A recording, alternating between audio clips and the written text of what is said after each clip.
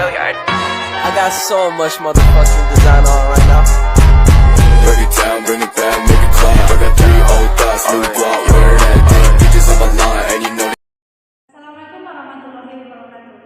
Alhamdulillahirrahmanirrahim. Wassalatu wassalamu ala asrofil anbiya'i wal mursalin wa ala alihi wa sahbihi wa sallam. Rabbi shrah li sadri wa yassir li amri wa hlul 'uqdatam min lisani yafqahu qawli. Perkenalkan, nama saya Putri Nabila, BP 015. Berdirinya saya di sini mewakili teman-teman saya dalam menjelaskan salah satu lembaga keuangan non-bank, yaitu Koperasi Simpan Pinjam.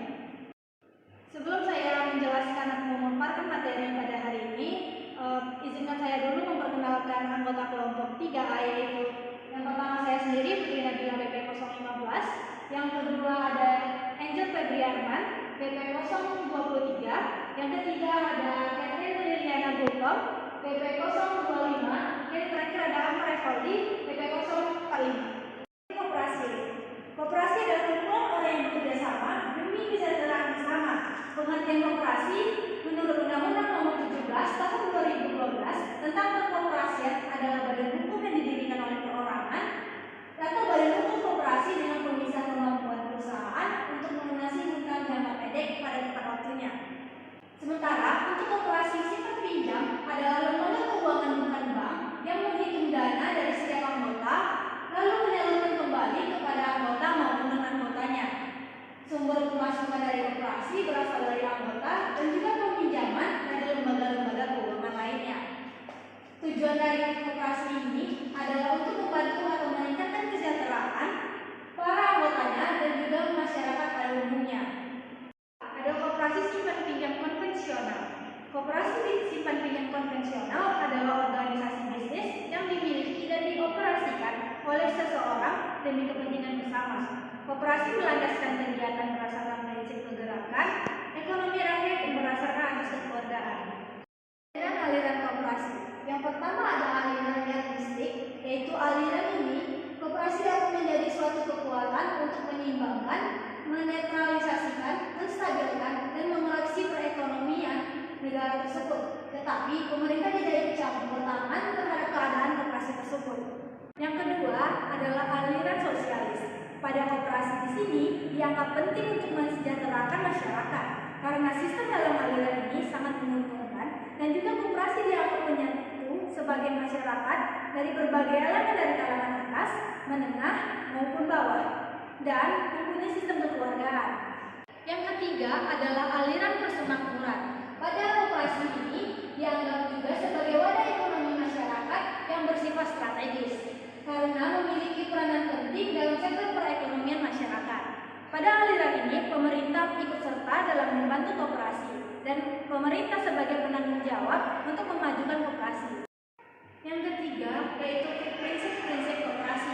Bisa dilihat di layar depan bahwa dalam Undang-Undang RI Nomor 25 Tahun 1992 tentang perkoperasian disebutkan pada pasal 5 bahwa dalam pelaksanaannya sebuah koperasi harus melaksanakan prinsip-prinsip koperasi. Berikut prinsip-prinsip koperasi adalah: yang pertama yaitu keanggotaan bersifat terbuka, yang kedua yaitu pengelolaan dilakukan secara adil, yang ketiga yaitu pembagian sisa hasil usaha atau SHU dilakukan secara adil, dan yang keempat yaitu pemberian balas jasa bukan hanya dari pusatnya modal, serta yang kelima adalah pemegang prinsip kemandirian.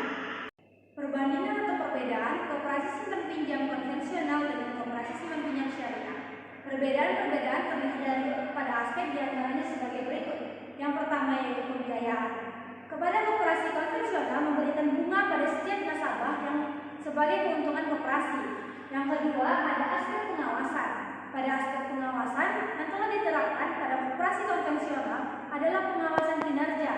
Ini berarti koperasi hanya diawasi kinerja para pengurus dalam mengelola koperasinya. Yang ketiga adalah penyaluran produk. Koperasi konvensional melakukan sistem kredit barang atau uang pada penyaluran produknya. Maksudnya adalah koperasi konvensional tidak tahu menahu apakah uang atau barang tersebut digunakan pada nasabah untuk melakukan usahanya, mengalami rugi atau tidaknya. Nasabah tersebut harus mengembalikan uang sebesar berapa yang ia pinjam dan ditambah bunga yang telah ditetapkan pada ART atau pada RAT-nya. Yang keempat, ada fungsi sebagai lembaga zakat, yaitu koperasi konvensional tidak menjadikan usahanya sebagai penerima atau penyalur zakat. Sedangkan pada koperasi syariah, yaitu pada aspek pembiayaan, pada koperasi syariah, bagi hasil adalah cara yang diambil untuk melayani para nasabahnya. Yang kedua, yaitu ada aspek pengawasan. Pada koperasi syariah, selain diawasi pada pengawasan kinerjanya, tetapi juga pengawasan syariah, prinsip-prinsip syariah sangat dijunjung tinggi. Maka dari itu, kejujuran para intern koperasi sangat diperhatikan pada pengawasan ini. Bukan hanya pengurus, tetapi aliran dana serta pembagian hasil tidak luput dari pengawasan. Selanjutnya ada penyaluran produk. Pada koperasi syariah tidak mengkreditkan barang-barangnya, melainkan menjual secara tunai. Maka transaksi jual beli atau yang dikenal dengan marabah terjadi pada koperasi syariah. Uang atau barang yang dipinjamkan kepada nasabah pun tidak dikenal bunga. Selain pada hasil itu, bagi hasil artinya jika nasabah mengalami kerugian, koperasi pun mendapatkan pengurangan dan pengembalian uang. Begitupun sebaliknya. Yang terakhir yaitu adalah fungsi sebagai lembaga zakat. Pada koperasi syariah, zakat dianjurkan bagi para nasabahnya karena koperasi ini juga berfungsi sebagai institusi ziwaf. Ada juga contoh dari koperasi simpan pinjam konvensional dan juga koperasi simpan pinjam syariah. Pada koperasi simpan pinjam konvensional yaitu adalah koperasi simpan pinjam atau KOSPIN, jasa yang berkantor pusat di Pekalongan, Jawa Tengah, adalah koperasi fenomenal dan terbesar di Indonesia. Serta koperasi yang masyarakatnya, anggotanya adalah pedagang ini memiliki 95 kantor cabang di sejumlah daerah di Indonesia. Beraset 2,8 triliun pada September 2012, perputaran uang mencapai 3 sampai 3,4 miliar per hari, dan menciptakan lapangan kerja sekitar 2.000 orang. Koperasi simpan pinjam syariah, yang contohnya Koperasi Syariah Benteng Mikro Indonesia. Koperasi ini awalnya adalah lembaga pembiayaan pengembangan usaha kecil menengah atau LPP UKM yang merupakan artikulasi simpulan studi identifikasi skim-skim pembiayaan bagi pelaku usaha UMKM yang dilakukan oleh Badan Usaha Perencanaan dan Pembangunan Daerah atau Bapeda Kabupaten Tangerang dan Lembaga Sumber Daya Informasi Institut Pertanian Bogor atau LSI IPB pada tahun 2002. Koperasi ini meraih penghargaan koperasi syariah dengan CCR terbaik.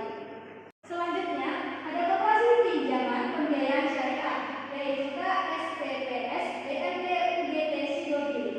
Koperasi ini berada di Pasuruan, Jawa Timur, yang menargetkan aset sebesar 5 triliun dalam rencana kerja jangka menengah periode tahun 2018 sampai 2020. Pada tahun 2017, aset BNT Sidogiri tercatat 2,4 triliun. Target tersebut diterapkan dalam rapat anggota tahunan atau RAT BNT Sidogiri untuk tahun 2017. Koperasi ini meraih 3 penghargaan sebagai koperasi syariah dengan aset volume usaha dan IT terbaik. Metode yang digunakan dalam koperasi simpan pinjam adalah metode kualitatif. Dalam metode ini, penelitian yang menggunakan latar belakang alamiah dengan maksud menafsirkan fenomena yang terjadi dan dilakukan dengan jalan melibatkan berbagai metode yang ada. Dalam penelitian kualitatif, metode ini biasanya dimanfaatkan adalah wawancara, pengamatan, dan pemanfaatan dokumen. Selain itu, sumber data dari laporan ini berasal dari studi literatur atau kajian pustaka. Studi literatur merupakan penelusuran literatur yang bersumber pada buku, media, maupun pakar atau hasil penelitian orang lain yang bertujuan untuk menyusun dasar teori yang kita gunakan untuk menyusun laporan ini. Baiklah, kesimpulan dari pemaparan materi yang saya sampaikan yaitu koperasi simpan pinjam adalah lembaga keuangan, bukan bank, yang menghitung dana dari setiap anggotanya lalu menyalurkan kembali kepada anggotanya maupun non-anggota. Sumber pemasukan koperasi berasal dari anggota dan juga pinjaman dari lembaga keuangan lainnya. Hanya itu yang dapat saya sampaikan. Saya Fitri Nabila BP 015 mewakili teman-teman saya mengucapkan mohon maaf apabila ada kesalahan dalam pembuatan laporan atau penampilan PowerPoint dalam materi kali ini. Demikian, wabillahi taufiq wal hidayah. Wassalamualaikum warahmatullahi wabarakatuh.